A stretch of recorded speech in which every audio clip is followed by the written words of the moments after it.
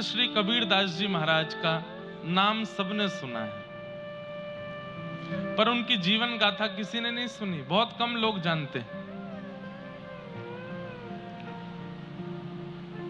श्री कबीर दास जी महाराज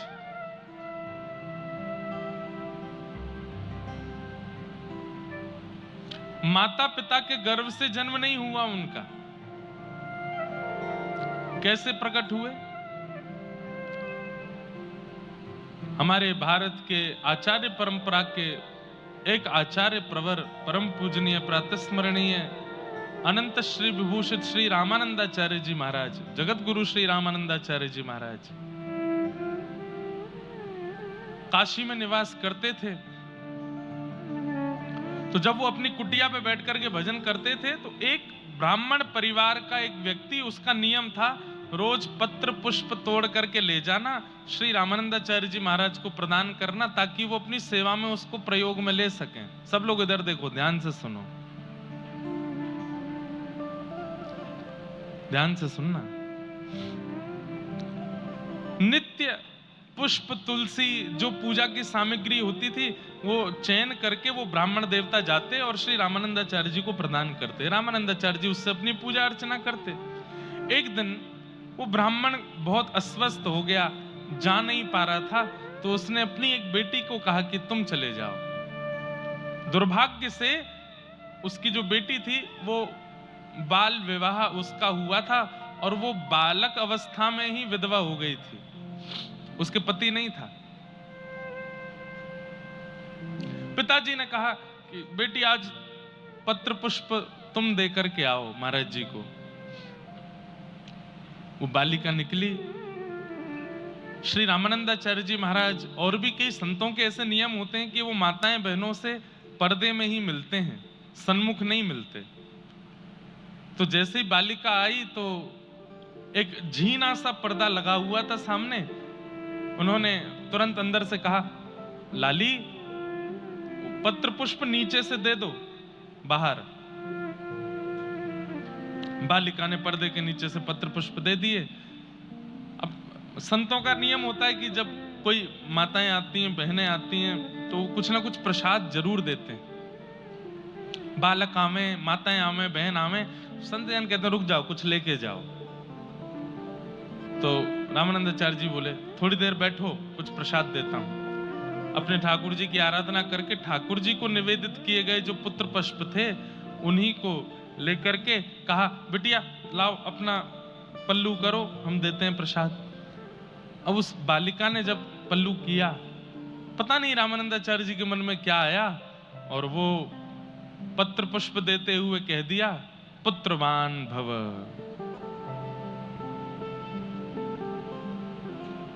ये आशीर्वाद ग्रहण करते ही वो बालिका तो रोने लगी। बोले तुम रो क्यों रही हो?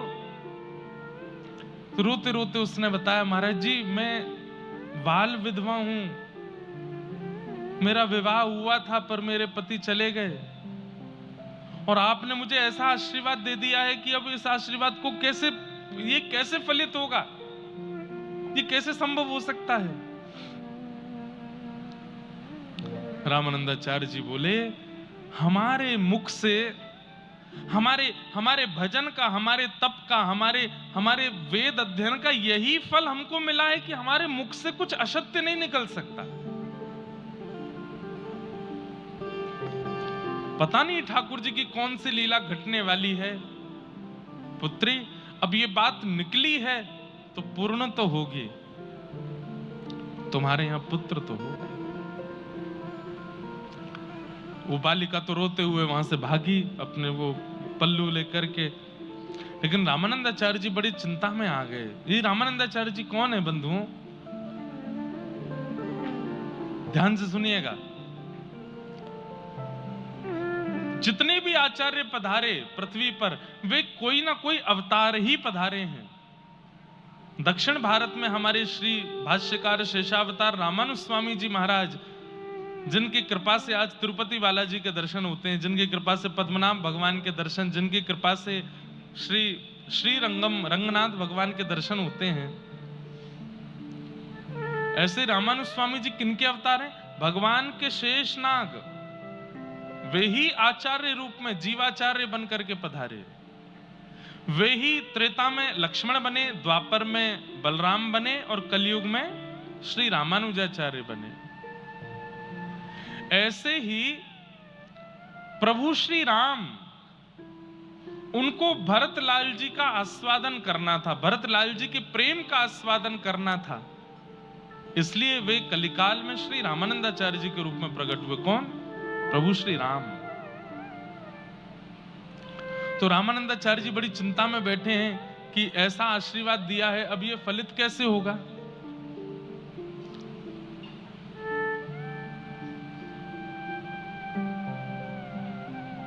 हमारे सूरदास जी महाराज कहते हैं,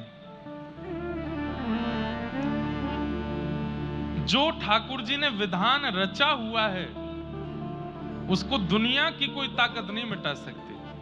अगर मुझे नीचे उतरते समय गिरना है तो मैं गिरूंगा ही गिरूंगा।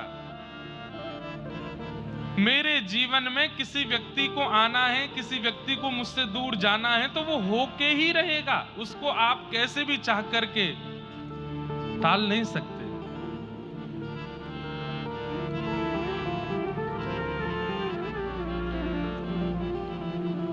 सूरदास जी का एक पद है, होनी टाले नाही टले, होनी टाले नाही टले, होनी टाले नाही टले, होनी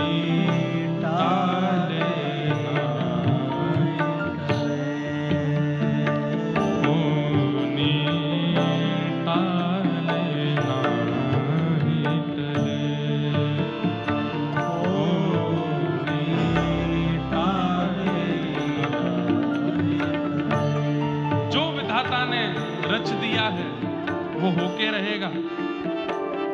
उसको चाहे कितने भी तंत्र करवा लो, कितने भी मंत्र कर लो, कितने भी आप झाड़ फूंक करवा लो, गंडा बंधवा लो, यहाँ तक अपने हाथों में कुछ नहीं होने वाला। जो होना है वो होके रहेगा, उसको कोई नहीं टाल सकता।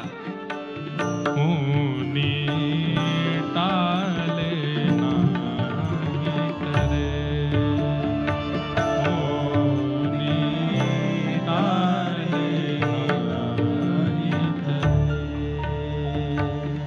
जो अपनो पुरुषार्थ माने, जो अपनो पुरुषार्थ माने, जो अपनो पुरुषार्थ माने, जो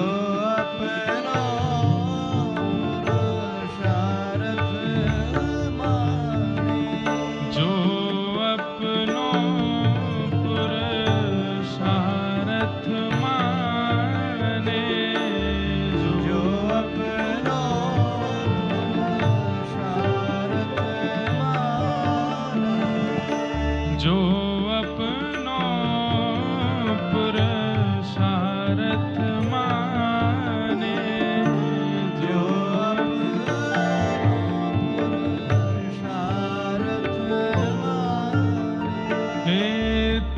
पर विपत्ति परे, तिन पर विपत्ति परे, कर्म गति टाले नाही टले, कर्म गति टाले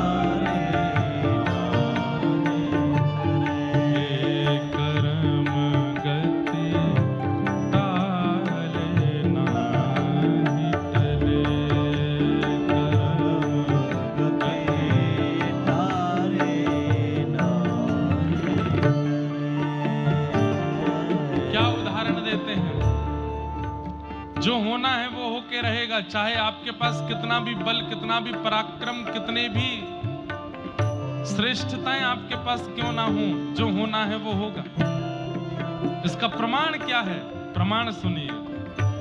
मुनि वशिष्ठ से पंडित ज्ञानी, मुनि वशिष्ठ से पंडित ज्ञानी, सिद्ध के लगन धरे,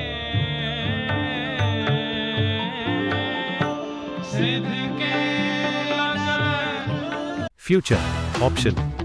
We've got it.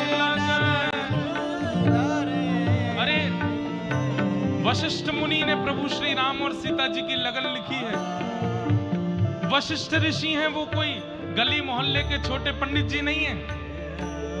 हर नक्षत्र को देखना जानते हैं। अरे नक्षत्र देखना जानते हैं, नक्षत्र को बदलना जानते हैं वशिष्ठ मुनि। सब कुछ व्यवस्थित करके राजा जनक जी को और वहां दशरथ जी को लगन पत्रिका दे दी। बोले कि इससे बढ़िया योग बन ही नहीं सकता है। राघव जी के लिए सीता जी और सीता जी के लिए राघव जी, ये दोनों एक दूसरे के पूरक हैं। ऐसी जोड़ी दुनिया में बनेगी नहीं। लगन लिख दी, बोले कर दीजिए ब्याह। हुआ क्या? सीता हरण मरण दशरथ को, सीता हरण मरण दशरथ को, हे सीता हरण मरण दशरथ को,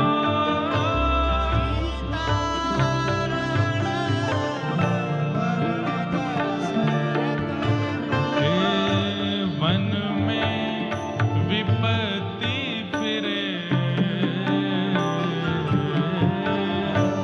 वन में विपत्ति, हे करम गति टाले नाही टले, परम गति तारे नाहि डरे, अरे होनी टाले नाही टले, ओ होनी तारे नाहि डरे।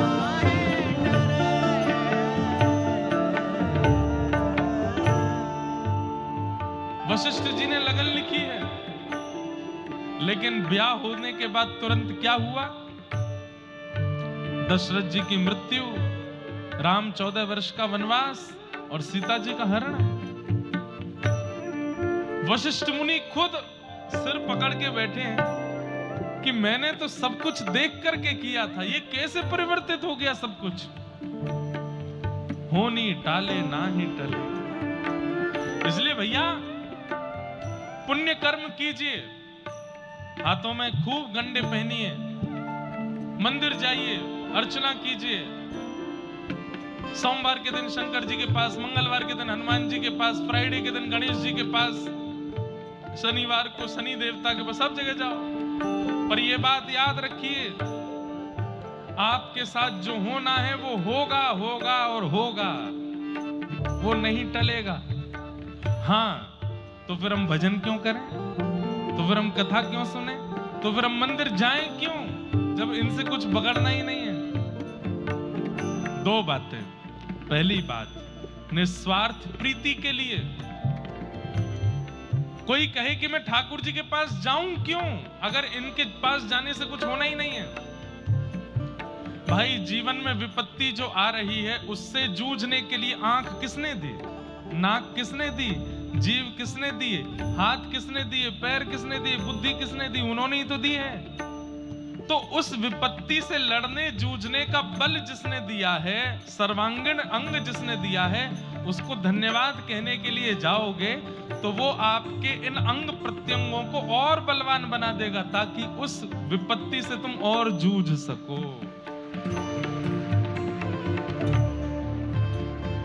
आपने बाइक खरीदी, अब बाइक को हर 1-2 महीना में आप सर्विस के लिए लेके जाते हो, बढ़िया बड़ाई कर देते हो शोरूम वालों से, बहुत अच्छी बाइक है, इतना मजा आता है चलाने में, इतनी बढ़िया है ये। तो शोरूम वाले खुश होकर के और बढ़िया सर्विस करके भेजते हैं। और बढ़िया इसके सॉकर अच्छे मजबूत कर दो, इसके टायर और बढ़िया वाले कर दो। सुनो, हम आपसे पैसा नहीं लेंगे, एक आध चीज हम अपनी तरफ से लगा देते हैं इसमें ताकि और बढ़िया हो जाए। ठीक वैसे ही आपके जीवन में जो आना है वो आपकी कर्म गति है, वो तो आएगी, लेकिन बीच बीच में आप ठाकुर जी को वंदन करने जाते हो, प्रणाम करने जाते हो और धन्यवाद कहते हो, नाथ मेरे जीवन में संकट हैं, विपत्ति है, लेकिन कोई दिक्कत नहीं, आप टेंशन मत लो, आपने बढ़िया शरीर दिया, इससे मैं लड़ूंगा, जूझूंगा। तो ठाकुर जी के मन में दया आ जाती है और ठाकुर जी बुद्धि को प्रवीण बना देते हैं, हाथों को प्रवीण बना देते हैं, वाणी को प्रवीण बना देते हैं, ताकि उस विपत्ति से तुम और जल्दी निकल सको। ठाकुर जी आपकी सर्विसिंग और बढ़िया कर देते हैं। कई बार ऐसा होता है कि विपत्ति जीवन में आई और बुद्धि सोच ही नहीं पा रही है कि हमें करना क्या चाहिए। अब जीवन में एक ऐसा मोड़ आया कि आपकी बुद्धि फेल हो गई है, अब क्या करें। भक्ति करने वाले व्यक्ति की बुद्धि कभी फेल नहीं होती। उसके जीवन में आने वाली परिस्थिति आते ही उसको निदान पता है कि मुझे अब क्या करना है, और वो उस मार्ग से निकल जाता है। भोगना सबको पड़ता है, चाहे भीष्म पितामह हो, चाहे ध्रुव हो, चाहे प्रहलाद हो, चाहे सूरदास हो, चाहे कबीरदास हो, सबको सहना तो पड़ता है। पर सहने में मैं एक बात कहता हूं, भक्ति क्या है? एनेस्थीसिया का इंजेक्शन है। एनेस्थीसिया का इंजेक्शन लगते ही सुन्न हो जाता है, अब डॉक्टर काटो पीटो खून निकले कुछ पता नहीं चलेगा। भक्ति भी एनेस्थीसिया का इंजेक्शन है, एक बार अगर लग गया तो जीवन चाहे जितने खतरनाक मोड़ ले ले, आपको अनुभव नहीं होगा, आप प्रसन्न ही रहने वाले।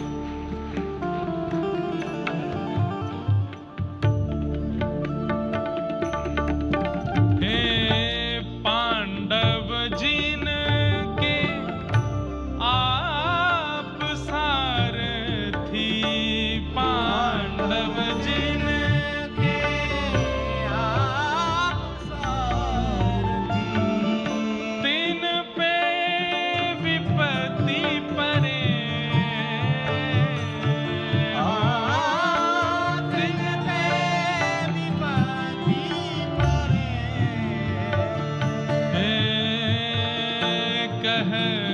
कबीर सुनो भाई साधो, कबीर सुनो भाई साधो। ये पद दोनों ने गाया, सूरदास जी ने भी गाया है, उनका वाला मिला नहीं, कबीरदास जी का मिला है।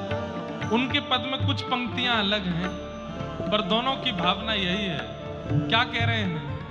कहत कबीर सुनो भाई साधो, कहत कबीर सुनो भाई साधो। क्या होनी हो के रहे, होनी हो के रहे, कर्म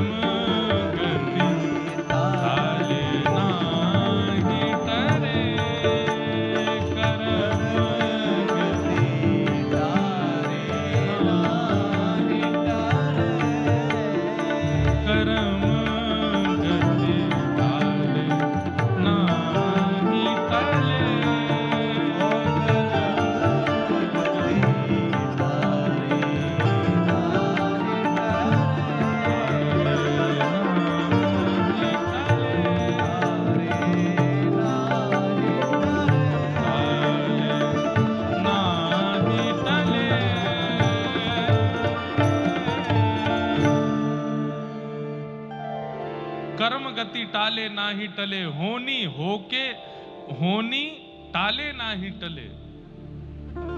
जो होना है वो होगा जीवन में, आप उससे बच नहीं सकते। तो फिर भजन क्यों करें? बोले भजन इसलिए करो ताकि आपकी इंद्रियों को, आपकी बुद्धि को, आपके जीवन को उस परिस्थिति से जूझने का, लड़ने का और बल प्राप्त हो। कोई ऐसी बैटरी या चार्जर नहीं आया है दुनिया में जिससे कभी फोन की बैटरी खत्म ही नहीं हो। खत्म होती है, उसका एक ही उपाय है, बोले क्या? चार्जर है। चार्जर रखना पड़ेगा पास में, चार्जर लगाओ, चार्जिंग में थोड़ी देर उसको एकांत में छोड़ो, फिर से चलने लायक हो जाएगा। ठीक वैसे ही भक्ति क्या है? चार्जर है। हम सब मोबाइल फोन है, जितने भी डोल रहे हैं यहाँ पे सब मोबाइल फोन है, और हमारा चार्जर कौन है? ठाकुर जी। अच्छा, फोन दिन में कम से कम 2 बार तो चार्ज करना पड़ता है। एक बार जो बहुत चलाते हैं, जो कम चलाते हैं उनको एक ही बार चार्ज करना पड़ता है, लेकिन जो बहुत चलाते हैं उनको 2 बार चार्ज करना पड़ता है, दिन में, दोपहर में 1 बार, रात्रि में 1 बार, और जो कम उपयोग करते हैं उनको एक ही बार बहुत है। ऐसे ही संसार के भोग विलास और दुनिया भर के प्रपंचों में जो लगे हैं उनको तो 2-3 बार दिन में भगवान को याद करना चाहिए, लेकिन जो भोग विलास और प्रपंचों से बचे हुए हैं वो एक ही बार याद कर लें, उसमें भी काफी है। पर याद तो करना पड़ेगा, ठाकुर जी को भजना तो पड़ेगा। अच्छा, किसी के मन में ऐसा आता है क्या ठाकुर जी ये चाहते हैं कि हम उन्हें भजें? ना, ठाकुर जी को कोई फर्क नहीं पड़ता। हाँ, वो ये जरूर चाहते हैं कि मैं अपना कल्याण करूं, मैं या आप अपना कल्याण करें। हम बार बार जब पृथ्वी में जन्म लेते रहते हैं, ठाकुर जी को भी पीड़ा होती है, बहुत कष्ट पा रहा है, बहुत पीड़ा में है, अपना कल्याण क्यों नहीं कर लेता? और कल्याण करने के मार्ग बताने के लिए ठाकुर जी स्वयं पृथ्वी पर अवतार लेते हैं। कभी राम बन के आते हैं, कभी कृष्ण बन के आते हैं, कभी ग्रंथों के रूप में प्रकट होते हैं, संत जनों के वाणी के द्वारा प्रवचन करवाते हैं, ताकि आप अपना कल्याण कर सको, मैं अपना कल्याण कर सकूं। हमारे कल्याण से ठाकुर जी को सुख मिलता है। हम उनको भजें ऐसी उनकी इच्छा नहीं है।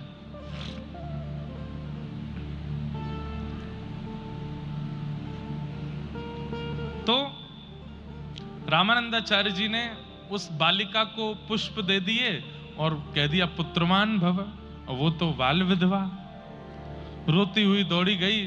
रामानंदाचार्य जी बोले वाणी निकली है, पूर्ण तो होगी, अब कैसे होगी ये ठाकुर जी जाने।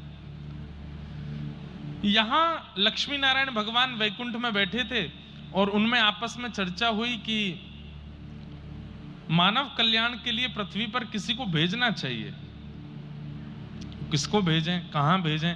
तो लक्ष्मी जी से कहा आप थोड़ा चयन करके आओ। बंधुओं, एक बात सुनिएगा, बहुत बड़ी बात कह रहे हैं, पते की बात, ध्यान से सुनिएगा। आकाश मार्ग में, वैकुंठ में, साकेत में, गोलोक धाम में जो वैष्णव भक्त जन हैं वो तैयार बैठे रहते हैं कि हम पृथ्वी पर जन्म लेने के लिए कहीं जाएं, पर उन्हें ऐसे पवित्र विचारधारा वाले माता पिता और परिवार दिखाई नहीं दे रहा आजकल कि जहां वो जन्म ले सके। समझ रहे हैं हमारी बात को? घरों से पवित्रता चली गई, विचारों से पवित्रता चली गई, लोगों के जीवन से पवित्रता चली गई। इतने अपवित्र आचरण में लोग, जीव सब आ गए हैं कि अब आचार्य रूप को जन्म लेने की इच्छा तो हो रही है, पर उनको ऐसा पवित्र कुल मिल नहीं रहा है जहां वो जन्म ले सके।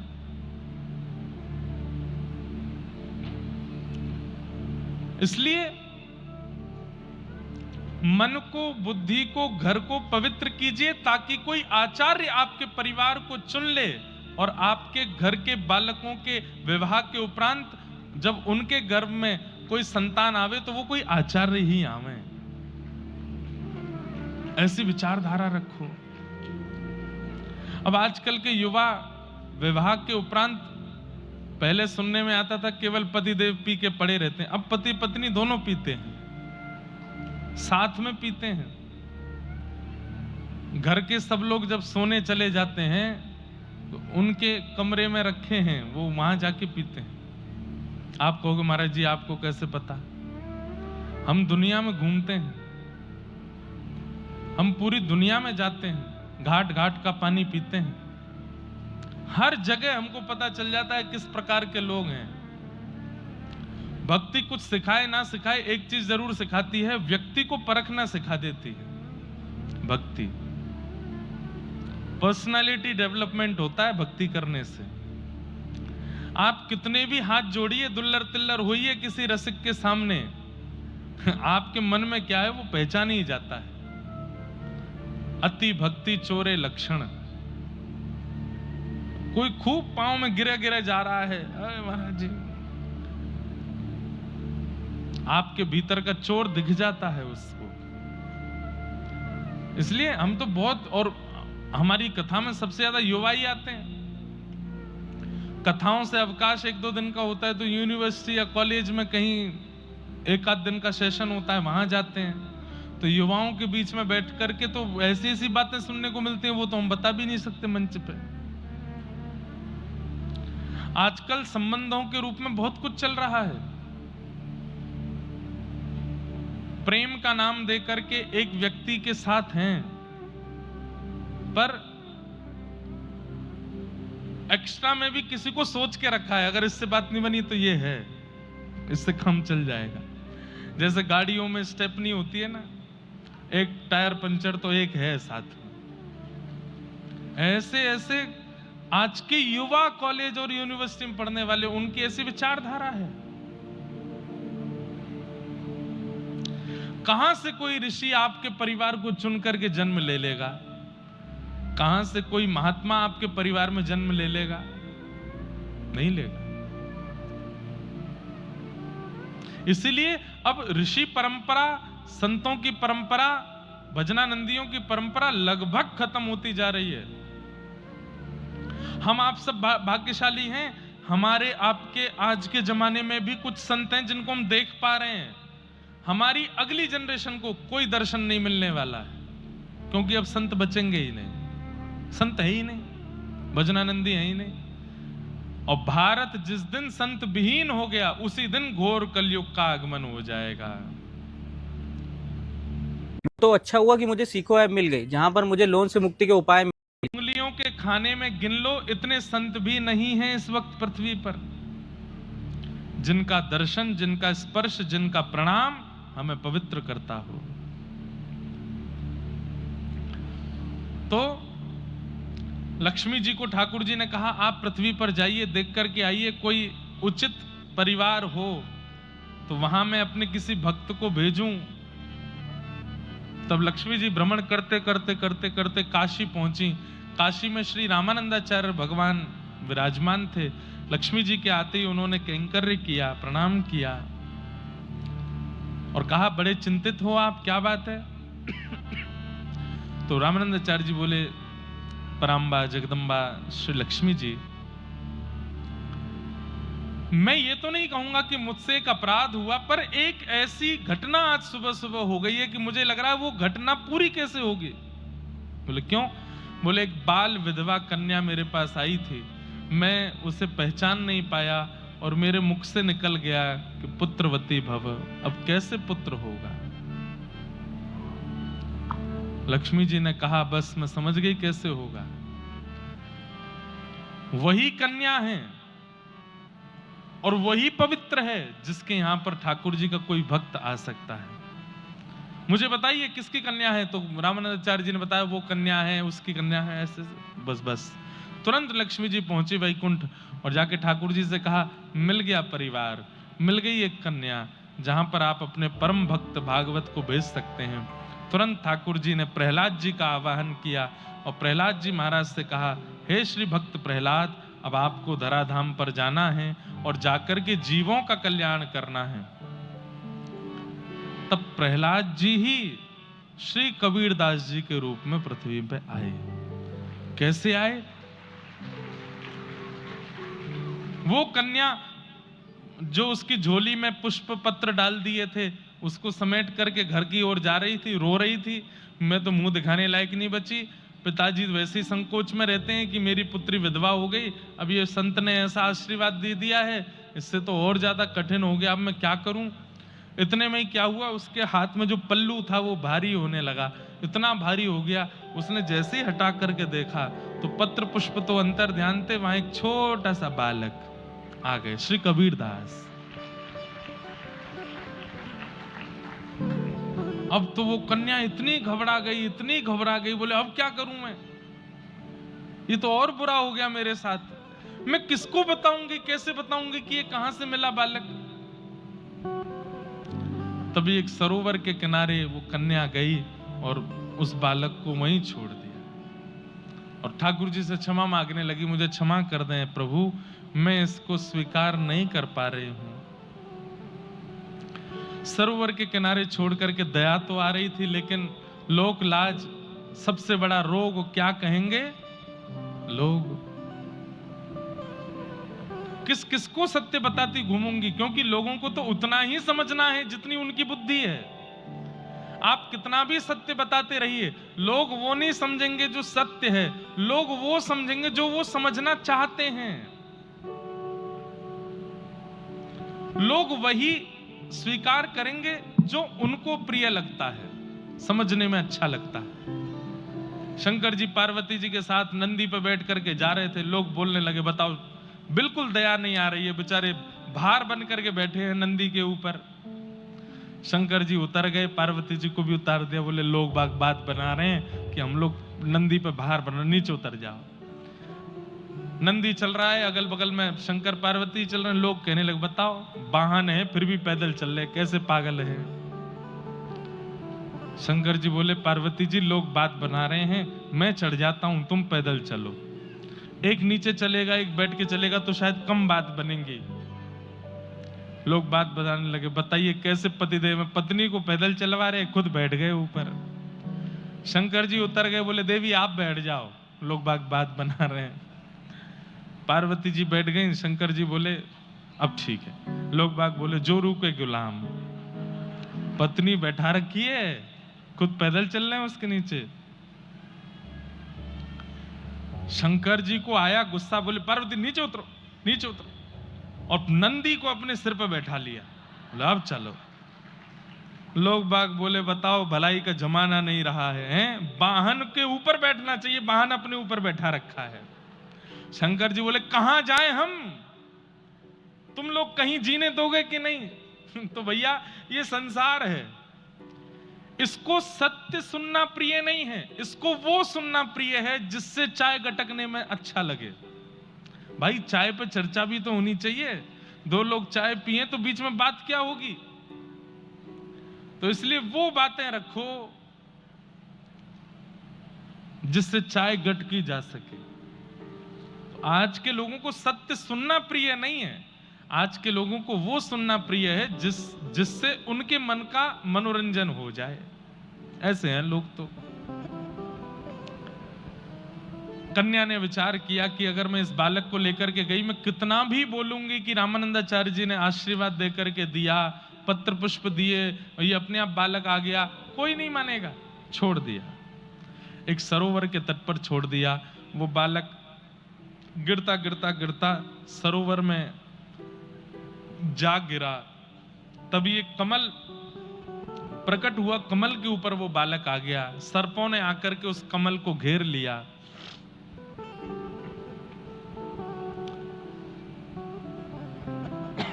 तभी काशी का एक कपड़ा बुनने वाला व्यक्ति, जो कि हिंदू नहीं था, मुस्लिम था, उसके पति पत्नी दोनों जा रहे थे। दोनों की यहां संतान नहीं थी, संतान की इच्छा बहुत ज्यादा थी। सरोवर के तट से निकलते समय उन्होंने जैसे ही देखा एक बालक, बोले देखो हमारे ईश्वर ने हमारी सुन ली, भले ही हमारी संतान नहीं हुई, लेकिन एक संतान बालक दी है। थोड़ी देर हम प्रतीक्षा करते हैं, अगर इसके माता पिता आ गए तो ठीक, नहीं तो हम इसको लेके चले जाएंगे। प्रतीक्षा की, कोई नहीं आया, तो उस बालक को लेकर के वे दोनों दंपति चले गए और उसका नाम कबीर रखा। कबीर ईश्वर के द्वारा जो प्रदत्त है वो कबीर है। बाल्यकाल से ही दिव्य चेष्टा, दूध पान नहीं किया। क्यों नहीं किया? क्योंकि मां को दुग्ध आता नहीं था और घर में भेड़ बकरियां थी। मुसलमान का घर था तो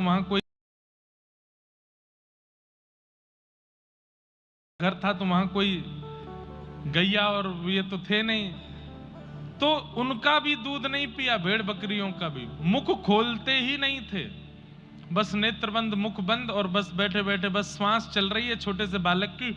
माता बड़ी घबराहट में आ गई, बोले ये कुछ खाता पीता नहीं है, इसको कोई नजर गुजर तो नहीं लगी। मौलवी के पास लेकर के गए, मौलवी से जाकर के कहा आप थोड़ा झाड़ फूंक कर दो। मौलवी ने झाड़ फूंक कर दिया, फिर भी खान पान शुरू नहीं हुआ। तो उन्होंने कहा तुमको कहां से मिला बालक, तुम्हारा ही बालक है? बोले नहीं हमारा तो नहीं है, ऐसे ऐसे हमको तो एक सरोवर पे मिला। बोले हो ना हो ये किसी हिंदू का बालक है, और हो ना हो किसी तपस्या से प्रकट हुआ बालक है,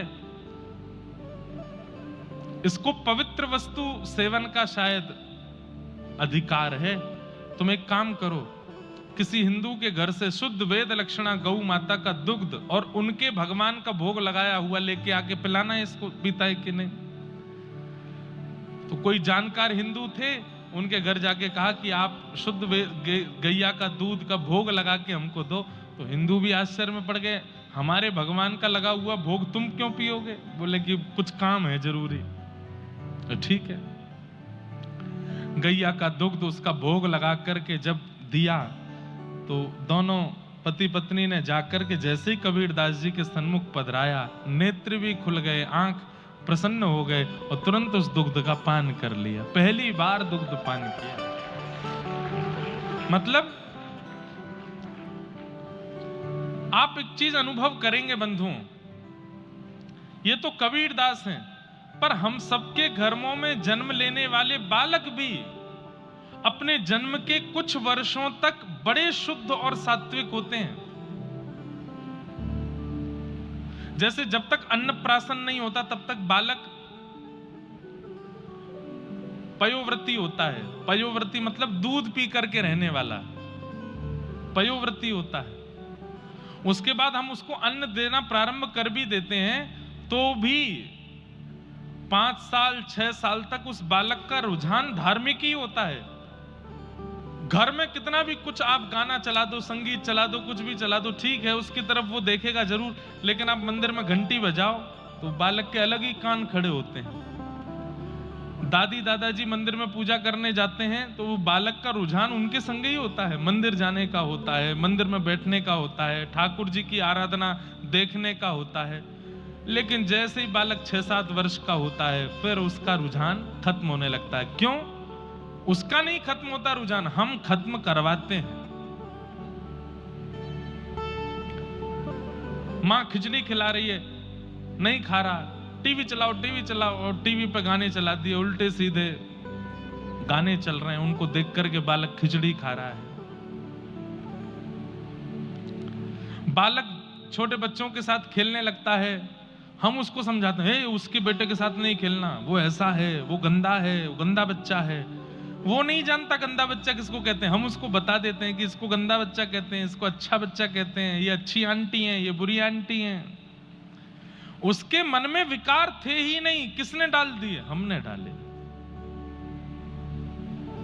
कहते हैं, पता नहीं कितना सत्य है इस बात में, लेकिन अगर किसी बालक का जन्म हो और घर के सारे सदस्य 1-1.5 वर्ष तक अगर मौन रहें, उसके सामने कुछ ना बोलें, उसको खिलाएं, उसको झुलाएं, उसको नहलाएं, लेकिन कोई शब्द ना बोलें, तो जब वो बालक बोलना सीखेगा तो सबसे पहला शब्द संस्कृत का बोलेगा। उसके अंदर से अपने आप वेद ध्वनि प्रकट होने लगेगी। ऐसा मैंने सुना है।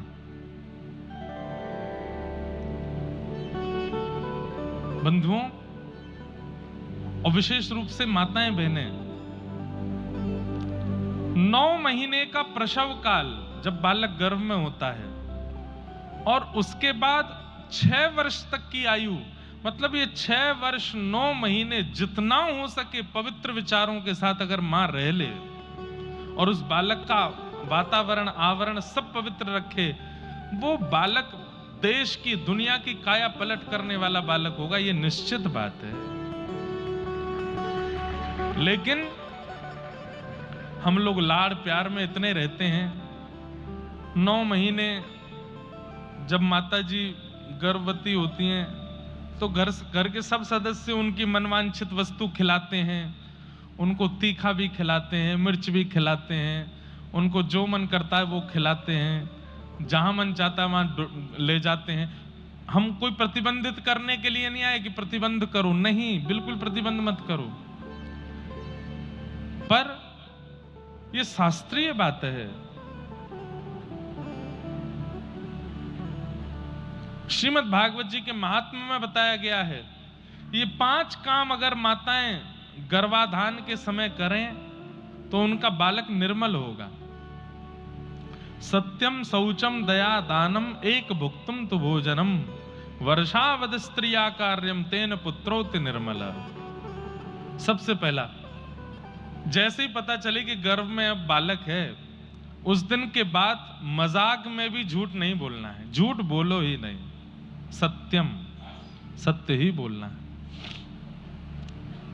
हां, पति के जीवन के ऊपर कोई बात आ जाए, परिवार को बचाने के ऊपर कोई बात आ जाए और वहां अगर एक असत्य बोलने से सब बच रहे हो तो बात अलग है, लेकिन सामान्य सामान्य सी बातों पर भी झूठ ये नहीं बोलना है। जैसे ही गर्भ में बालक आ जाए झूठ नहीं बोलना है, सत्यम। दूसरी बात शौचम, गर्भ में बालक आने के बाद जितना पवित्र हो सके उतना पवित्र रहने का प्रयास करे। स्नान करके जिस स्थान पर बैठे उसको भी पवित्र रखे, पवित्र नए वस्त्र ही पहने, पुराने वस्त्र ना पहने, क्योंकि बाह्य पवित्रता जब होती है तभी मन भी पवित्र होता है, और मन पवित्र होगा तो बालक पर उसकी पवित्रता का असर जाएगा। तो सत्यम शौचम। और तीसरा, रोज सुबह उठ करके स्नान ध्यान करके पूजा पाठ बाद में करे, पहले दान करे, अन्न दान करे, वस्त्र दान करे, वस्तु दान करे, रोज दान करे। जब तक बालक का जन्म ना हो माताजी रोज दान करें। हम कह रहे हैं 1 रुपया भी जाए लेकिन जाना उनके हाथ से चाहिए, दान के रूप में। सत्यम शौचम दया दानम, और दया। चौथी चीज क्या? दया करे। कोई अगर कड़वा बोल भी जाए तो उसको भी क्षमा कर दे, बोले क्षमा है, कोई बात नहीं, मेरे लिए तुम प्रायोरिटी नहीं हो, अभी गर्भ में जो है उसको सुधारना है। दया करे, सब पर दया, क्रोध नहीं, आक्रोश नहीं। और कई लोग होते हैं वो क्रोध नहीं रोक पाते अपना, ऐसी माताजी डायरी रखें, किसने आपके साथ कब क्या किया उसमें लिख दो, बोले 9 महीना बाद बताऊंगी तुझे, तो अभी क्रोध नहीं करूंगी। उस समय क्रोध नहीं करना है, और उस समय तुरंत लंबी लंबी सांस लो, जिससे आपको अच्छा लगता है वो अच्छा लगने वाला का क्रोध नहीं आना चाहिए। सबसे ज्यादा गर्भ के बालक की बुद्धि को विकृत यदि कोई करता है तो वो मां का क्रोध। जब गर्भ में बालक होता है उस समय क्रोध ना आवे।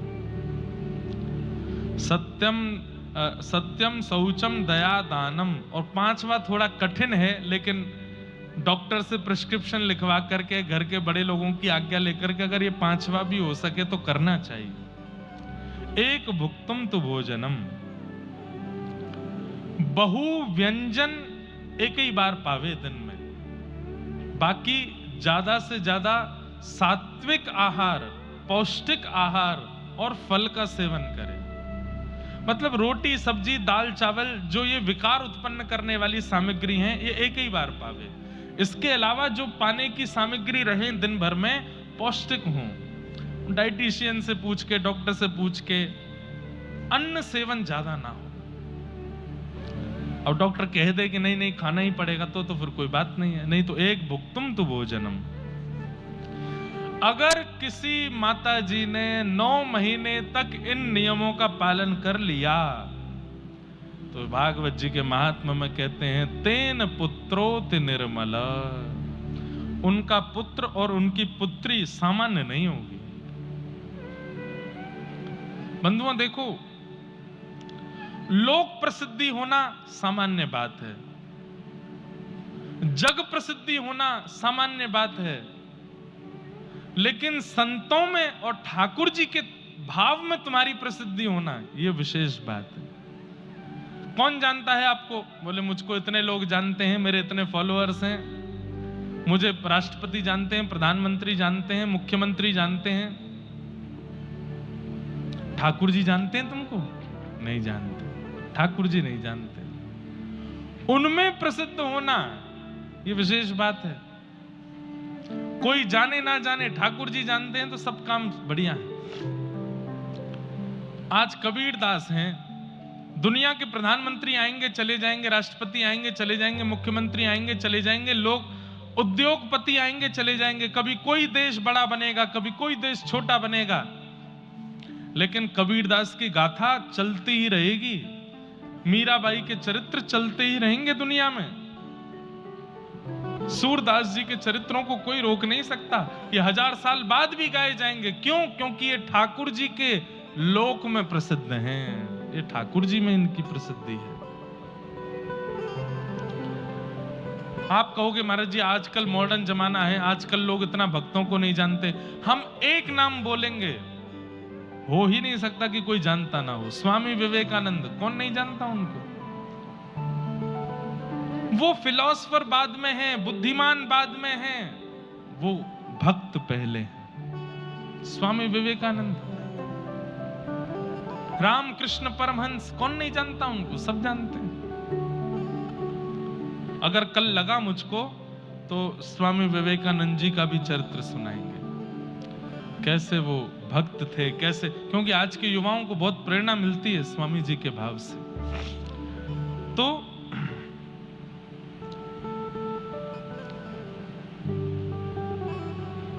कबीर दास जी को ठाकुर जी का प्रसादी दूध जैसे ही दिया, उन्होंने तुरंत स्वीकार किया और पहली बार उन्होंने पयो व्रत को तोड़ा।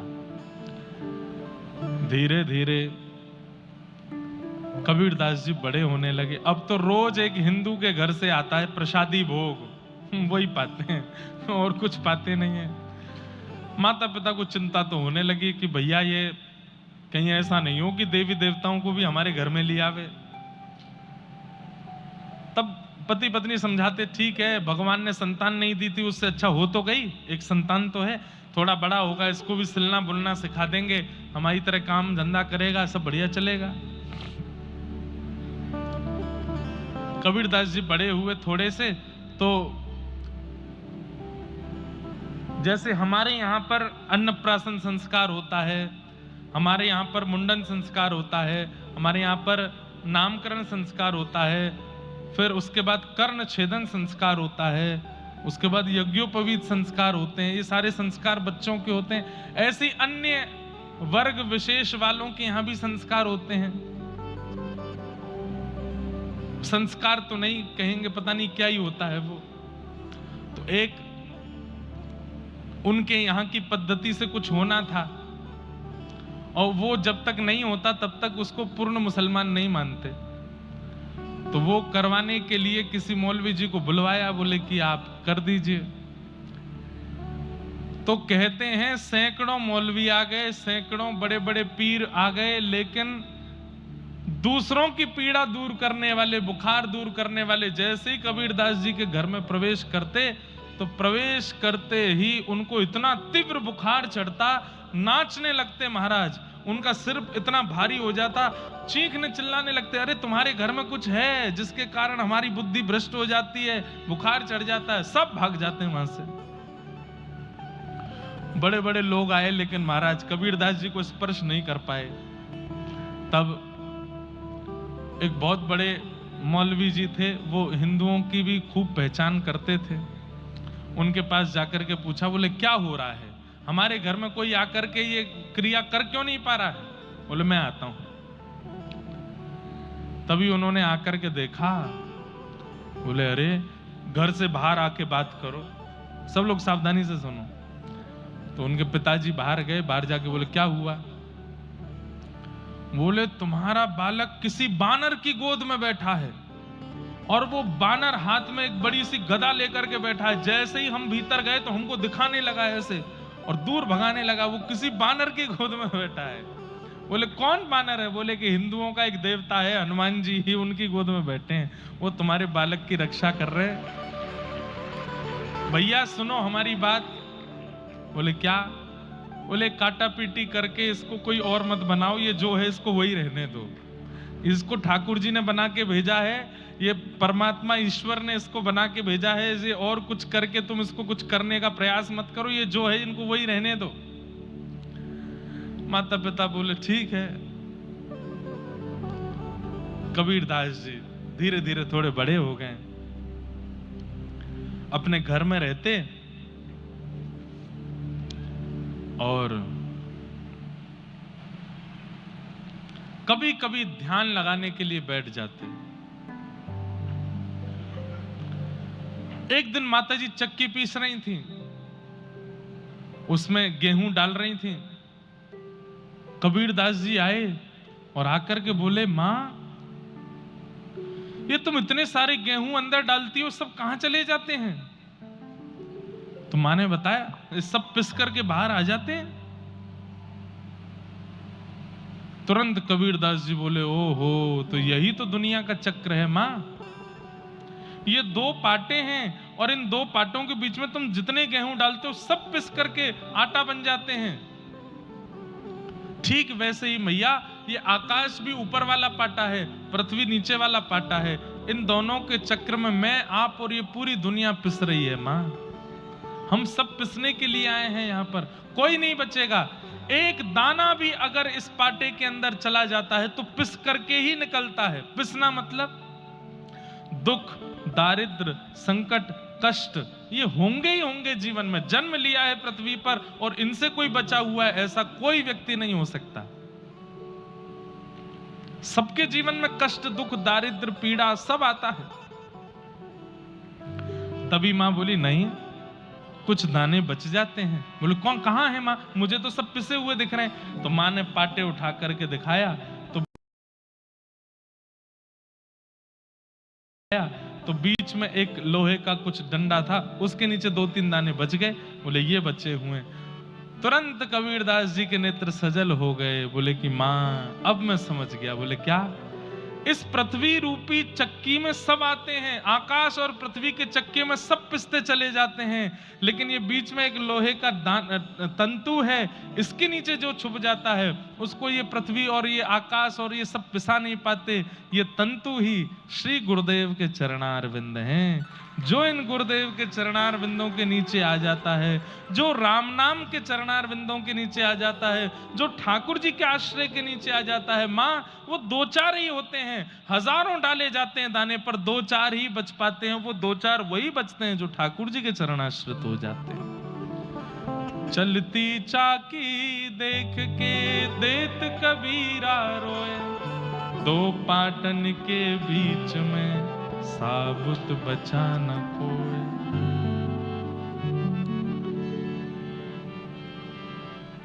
इन 2 पाटों के बीच में कोई नहीं बचा, केवल बचा तो वो जो ठाकुर जी के चरणार बिंदों में है,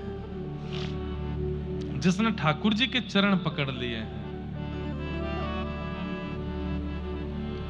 मेरे तो आधार सीताराम के चरणार विंद, मेरे तो आधार सीताराम के चरणार, ओ मेरे तो आधार सीताराम के चरणार विंद, मेरे तो आधार सीताराम के चरणार, राम के चरणार विंद, राघव के चरणार विंद, राम के चरणार विंद,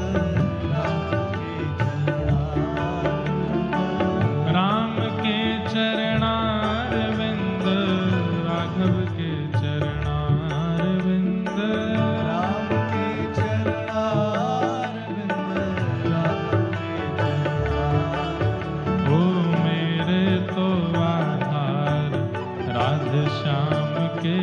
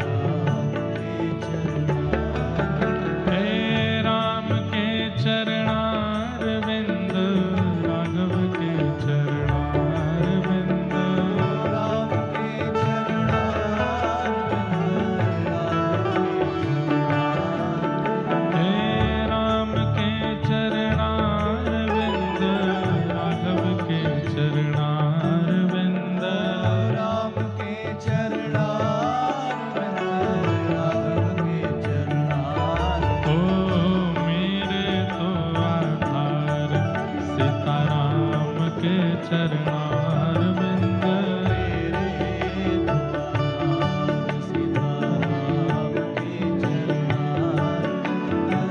मेरे तो आधार सीताराम के चरणारविंद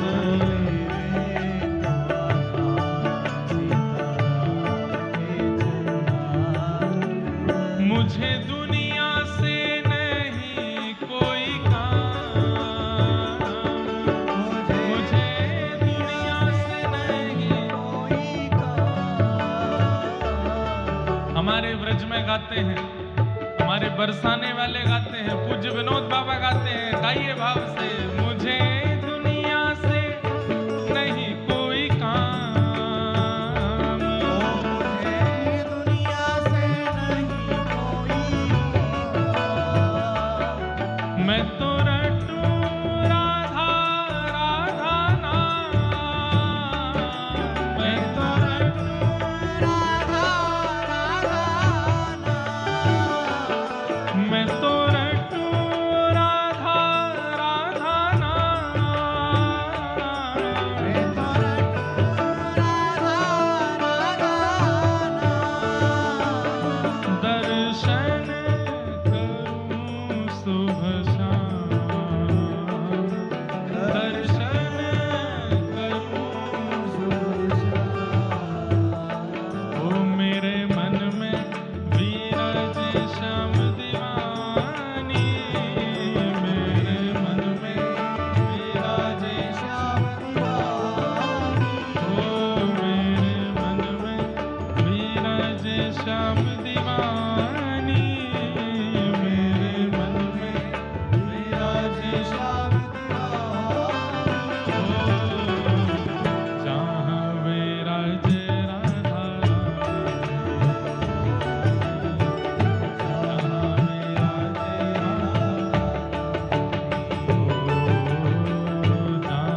विराजे श्याम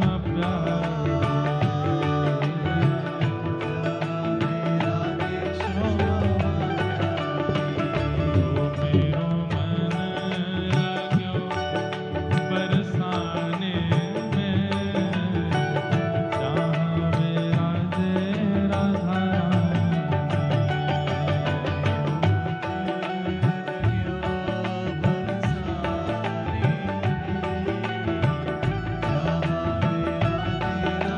बोलो वृषभानु दुलारी की।